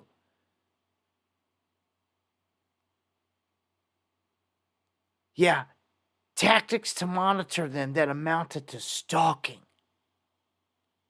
Dude, you talk about brazen as it gets out here on this world stage. Like, so the EU is stepping up and they're mauling sanctions on Israel because Ireland, Spain, Norway, they all recognize Palestine. And they're talking about flipping sanctions the other way. So if we're backing Israel, where do you think that's going to put us? On the other end of those sanctions too. It's messed up. But those same, half of them same countries we're supposed to be in NATO with, going to war with Russia, it's all messed up. So check this out. Israel, well, no one's, expecting this. They launch an airstrike deep into Syria. Reports of civilians dead and wounded. They're like, oh, we'll just get away with it down here, up here, all around. Remember, when you wake up in the biblical city of Damascus, it's been leveled. You're living in a day right out of your Bible. It's been prophesied. You could turn to it and you know without a doubt that you lived in this life to a day where biblical prophecy came true. Without a doubt. When that happens. And I feel like it could happen at any time in this environment. I feel like Israel will go ballistic before Netanyahu gets arrested or cornered or tracked down or gets served with a warrant or anything like that. This dude will launch in every direction. And that is including leveling Damascus. Just seems like how it is with them. Now, the fighting is heating up. Whether people realize this or not, the main shipping lanes going up into the Red Sea, up around the Persian Gulf, all that stuff, we are under attack. And because the U.S. military is so weak now, it can't even defend the areas. So ships are getting missile attacked left and right. Can you imagine? Shipping lanes, everyday shipping lanes, dude's just cruising through, boom, your boat gets rocked by a missile. Like what? Gets rocked multiple times. You start to take on water. Well, that's exactly what just happened to this Greek bulk carrier. Got hit. They say right here, missiles pounded twice. And what's it do? Brent crude oil moves higher. You talk about a couple moves to send the price of gas through the roof. Don't forget, Biden done drained all our reserves.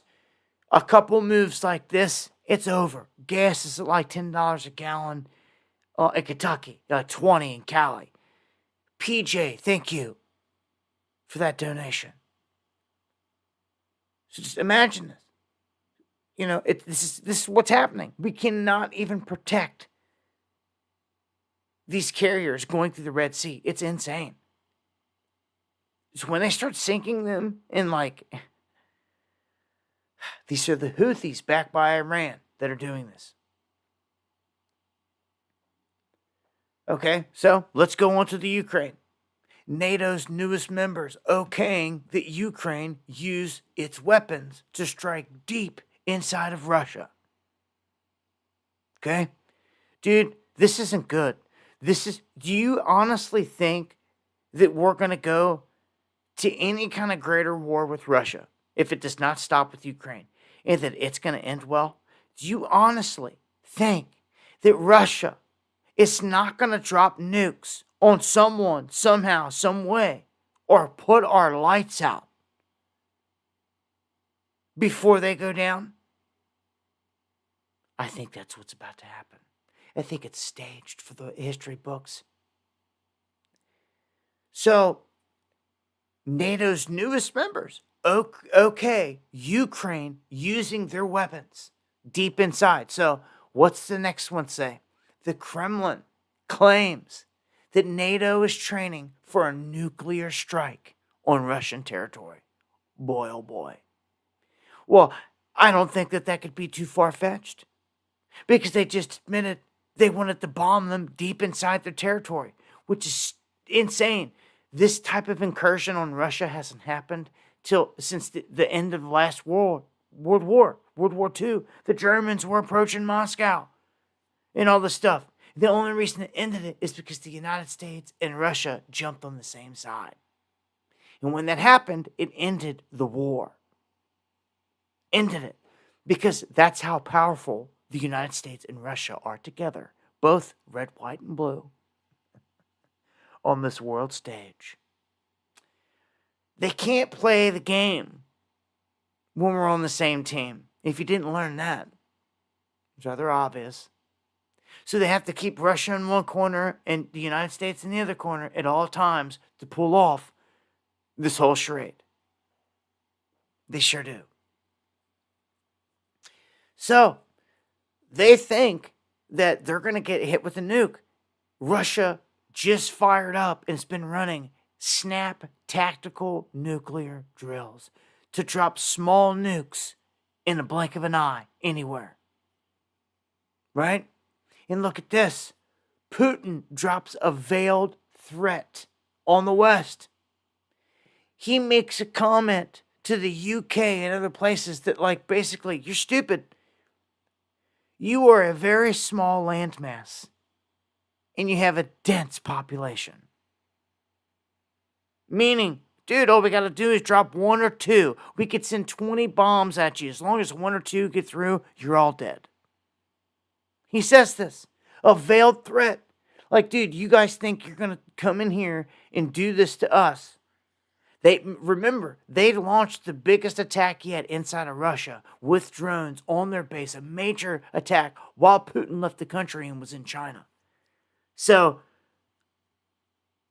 Russia comes back with these huge drills and this massive takeover of the whole eastern part of Ukraine, the Kherson, Donetsk, all those areas, and basically say, look, we're going to put an offer on the table right now. If you drop and stop the war right now, we're going to claim everything that we took over. It is what it is. We're done. We can start talking peace, but Russia states that peace and peace talks have to start with a legitimate leader. And they state that starts with the people voting. And the only way that can happen is if the infrastructure is in place to do it, which means they have to rebuild all the stuff that's been bombed in there just so that people can come out and they can vote and can do all the stuff to get a legitimate leader that the people voted for in place, not a Zelensky. Then they'll talk peace. So, dude, that's a long... I don't see any of this happening. I see nukes dropping. Remember, I put out a video years ago. It's still on my main YouTube channel. It is of the Chinese rover. It had a background picture they were putting on display. It showed the Chinese rover going to space and showed Earth in the background. For whatever reason, there was a little bitty mushroom cloud coming up off of Earth if you looked close. And it's like, what the? Why is there a mushroom cloud coming off of Earth? Almost hidden in plain sight. Be on this rover picture. Shouldn't even been there, but yet it was. You zoom in, zoom in. Guess where it was? This exact area between Ukraine and Moscow. I'm telling you, it's meant to be. And they even showed it. They telegraphed it.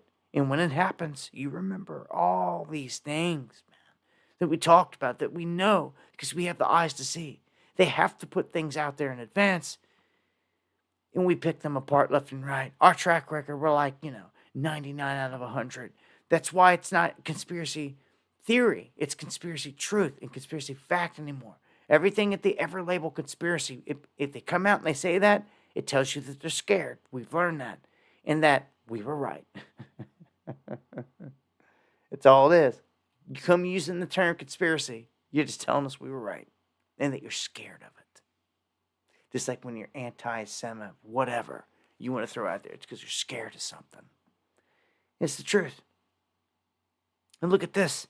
Russia is preparing to partner with the Taliban? Are you kidding me? How can this be? But yet it is, because the world's a stage. I've told you a million times. Yes, you heard that right. The same Taliban that Mr. Joe Biden left tens of billions worth of equipment in Afghanistan for. And they came in, they swooped it up, and they took it. And it made them a powerhouse because of it. Why would you ever do that?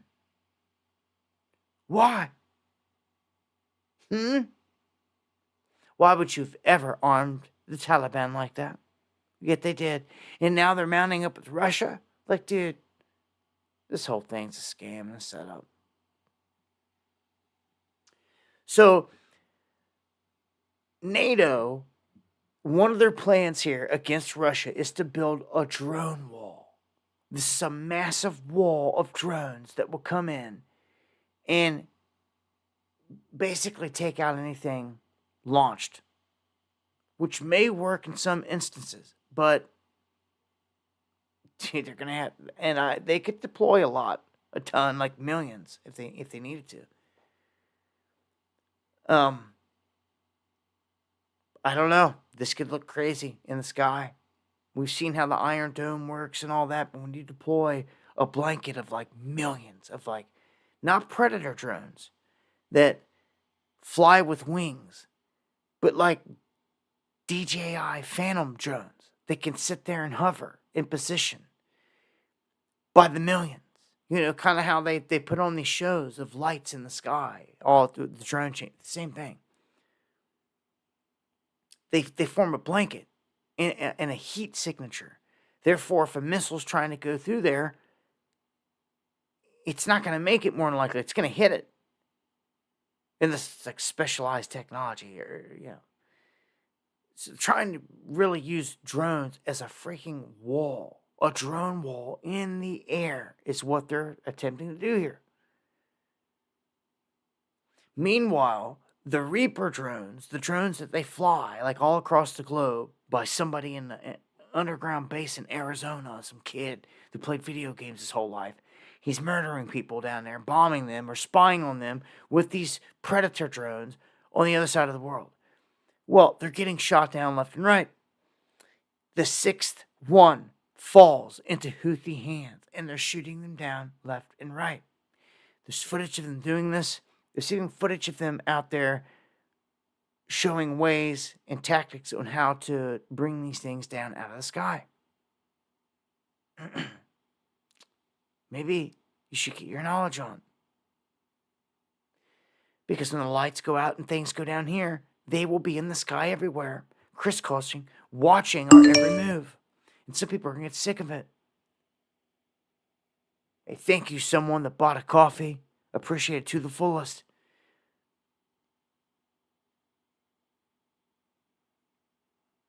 Sometimes you can't let some things be a distraction.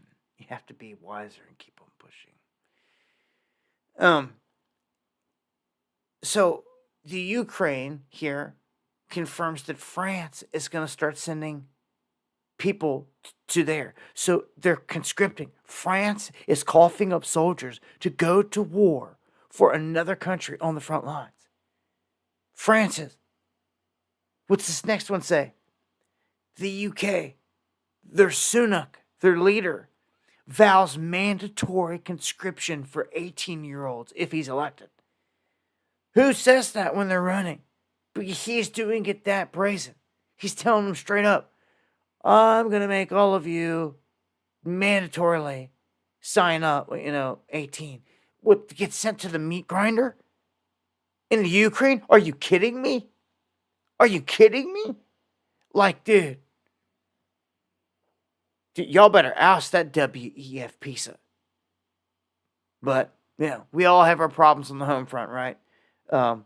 But yeah, my UK folks, I pray, rise and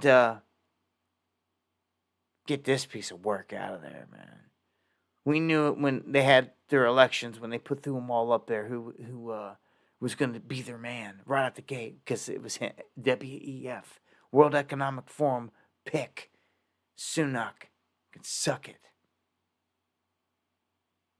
They're all traitors. And what's this say? Full scale conscription is coming back to Europe, all the way across. This is crazy. They're talking about welcoming a uniform reintroduction all across the EU because they're citing that German Christian Democratic Party has brought up the idea of introducing compulsory military service. So I just told you France, Germany, the UK, all of them are forcing their young men to go to war, dude. This is huge, dude. Absolutely huge. You don't think something huge is about to pop off? Well, I do.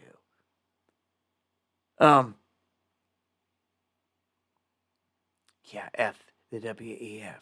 It's like FJB.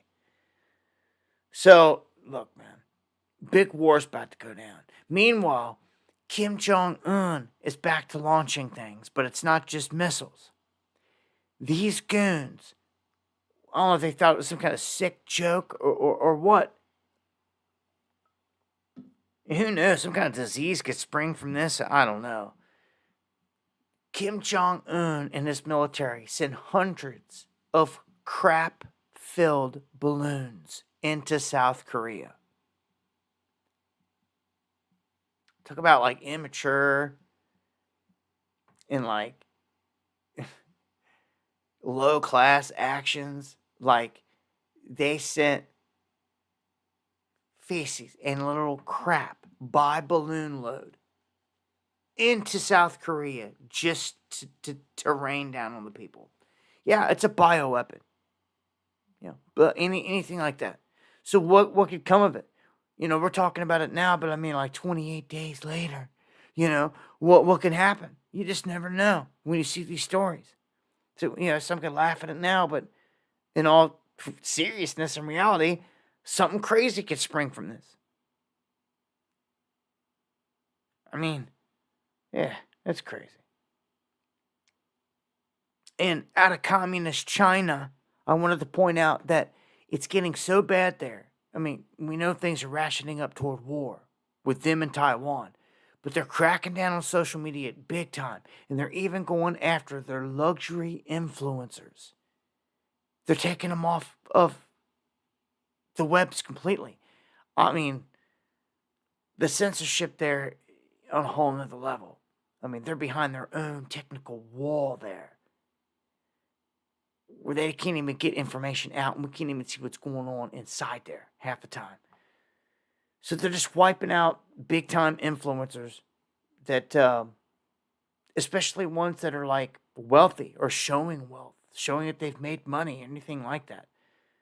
Wearing jewelry, taking first-class flights, wearing designer outfits, anything like that. Just taking them out.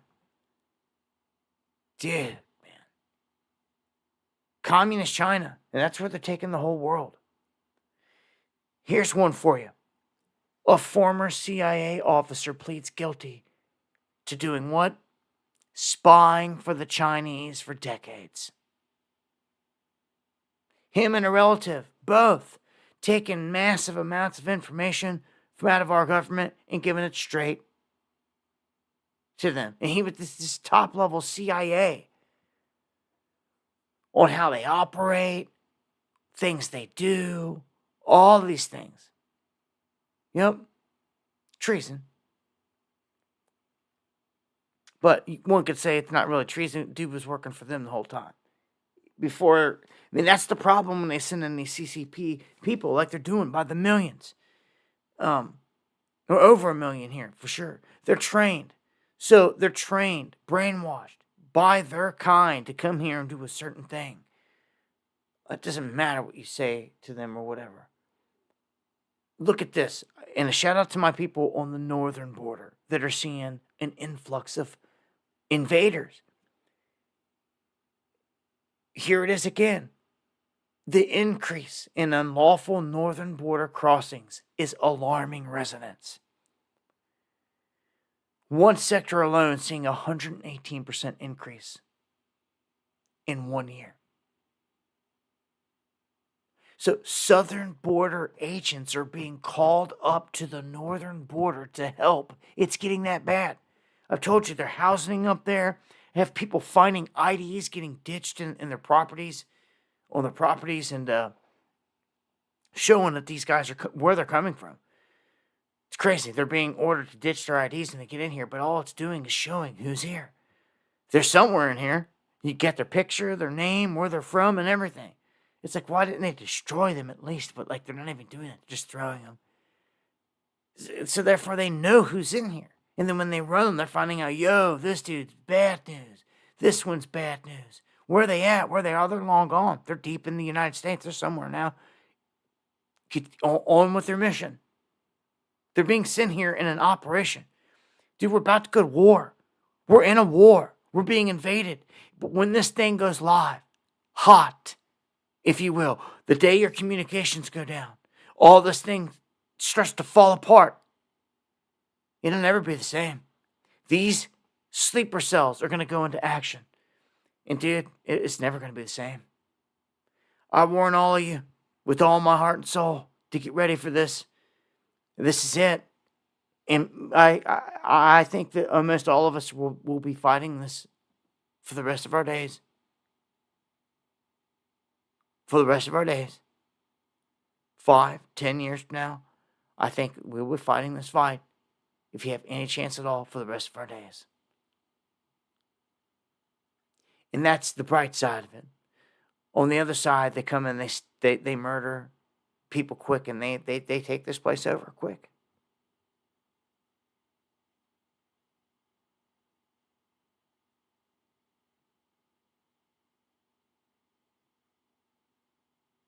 Because everybody sat around just thinking it was a show. What never going to happen? Could happen to me. Oh yeah, it can. It's going to.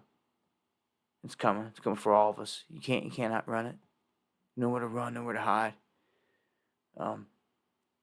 Sometimes you got to dig in. You got to fight the fight. And they're bringing the fight to you, if you haven't noticed. Because they know the people are docile and will turn to all this. They're bringing it to you.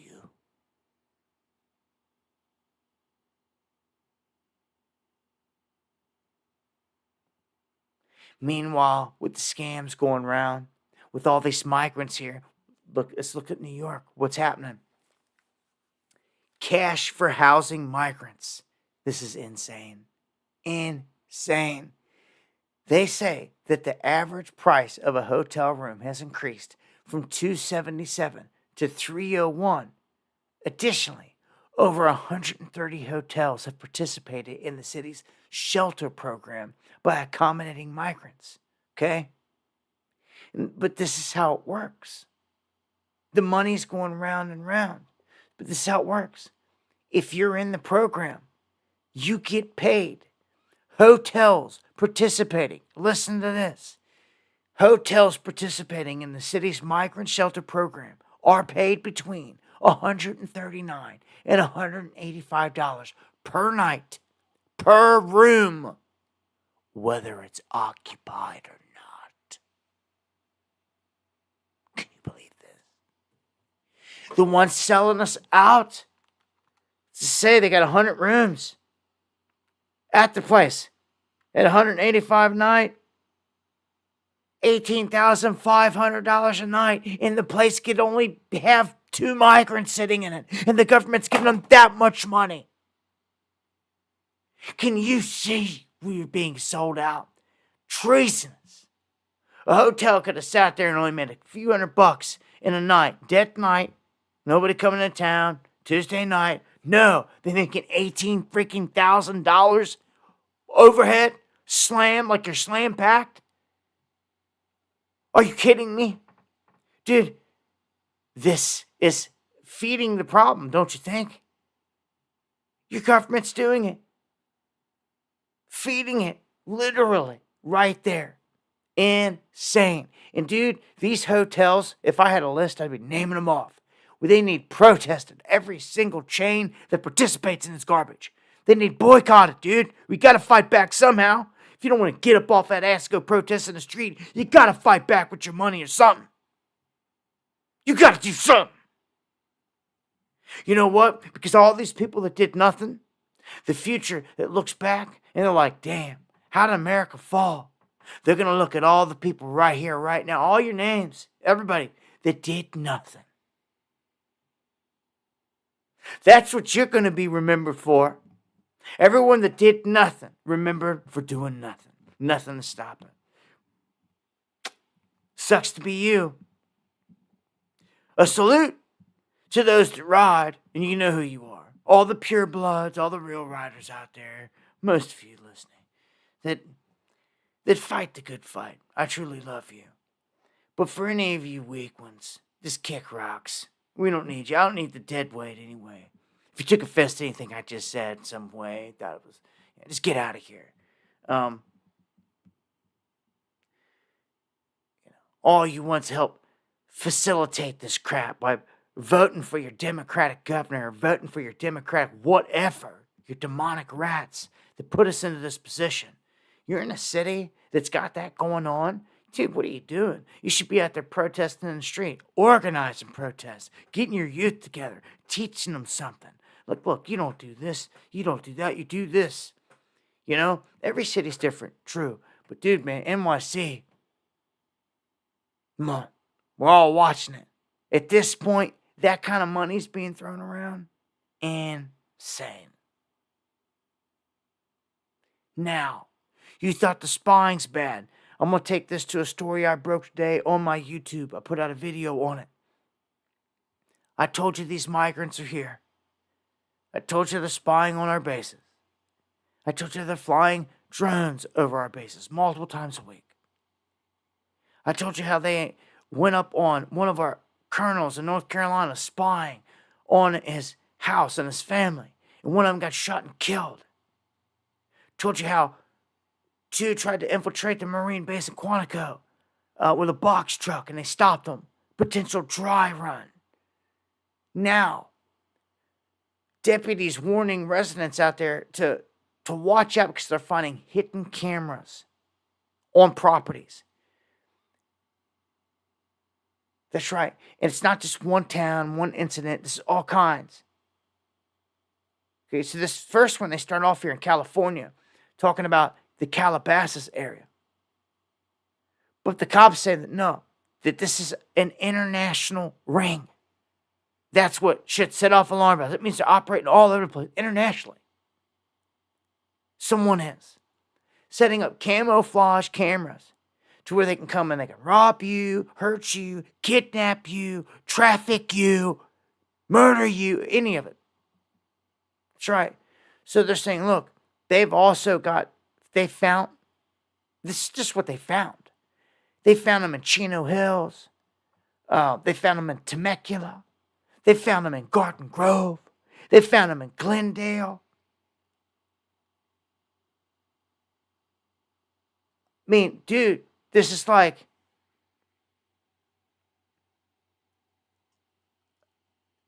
that's a lot of places, and that's a big operation. So if you see any suspicious devices out there, know that someone's doing something. And at a time where invaders are spying on people's properties, and our bases, and our colonels, and everything else, dude, I would not take any of this lightly. Cheers to the pure bloods, that's for sure. I ride with you all the way.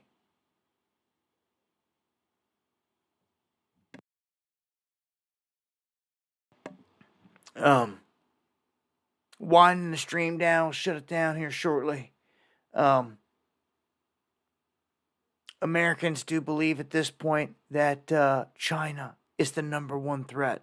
So do know that when your fellow Americans are polled or they're asked what they think the biggest threat to this country is, China is the top of the list, followed by Russia.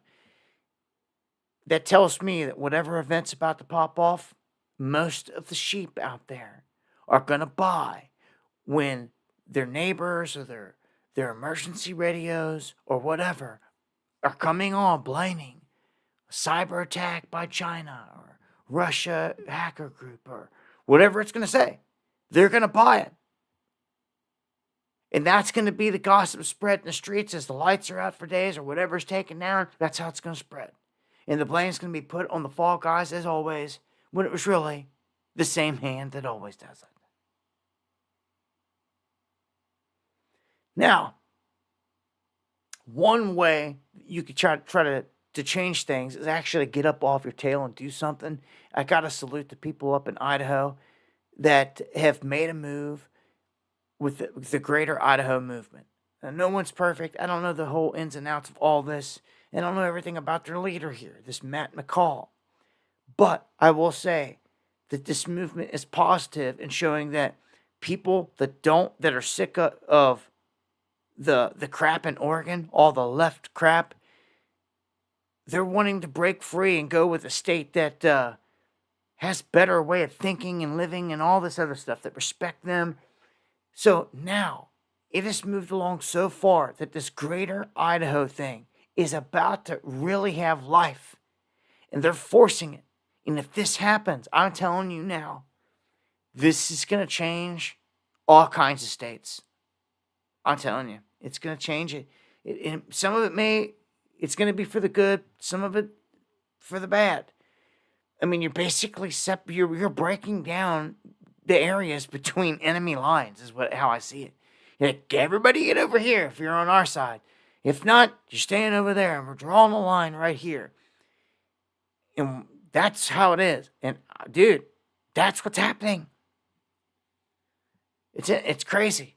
I see other areas picking this up, dude, and doing this. If this is successful, to say, hey, if you're a couple fringe counties in a state, that's in a crappy state that's ran by Democrats or got like Oregon or like California, and you're a neighboring state that's got better freedoms, like this situation, I could see this is happening more and more. I said it before, I could see the Virginia counties that touch my state coming along with my state if something like this happened, because they're not free to take their guns into their capital or collect water freely or things like that. Then, just for example, and I'm not saying full scale. I got some of my best peoples stay down there in Virginia and live there.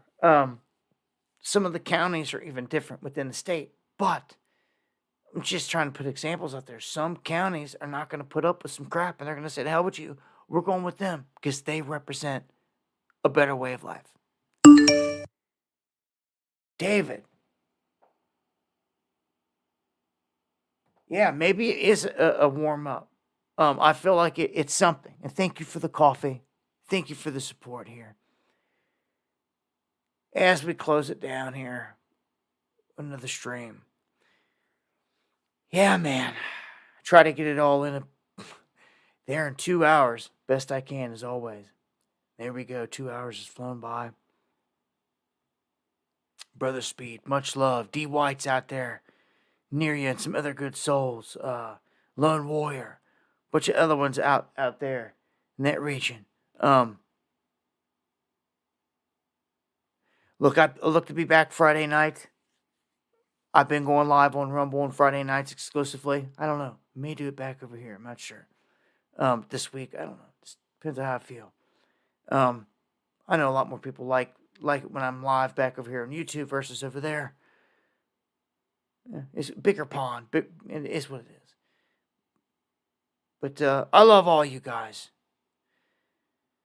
That's for sure. I'm going to take us out of here in a little bit of music. Give a couple shout outs. If there's never a replay, or if the replay disappears for whatever reason off of YouTube, it's always over on X. It's always on Kick. And they run on D Live, but I think you got to be subscribed over there. But yeah, if not, when I'm on Rumble, not on YouTube, they're on Rumble as well. So yeah, much love, all you guys.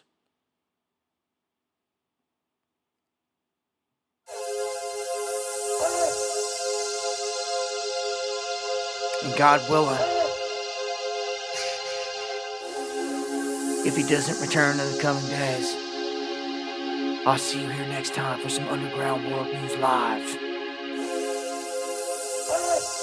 When we speak that truth, nothing but the truth. So help us God. Much love, Jay from Bill, Jay Lynch, Tooch, Tacos, D.Y., Hoodie Ross. salutes.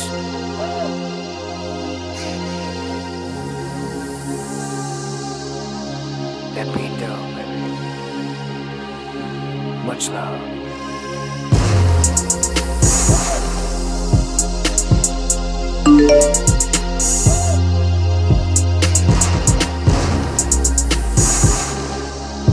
Thank you, Eon.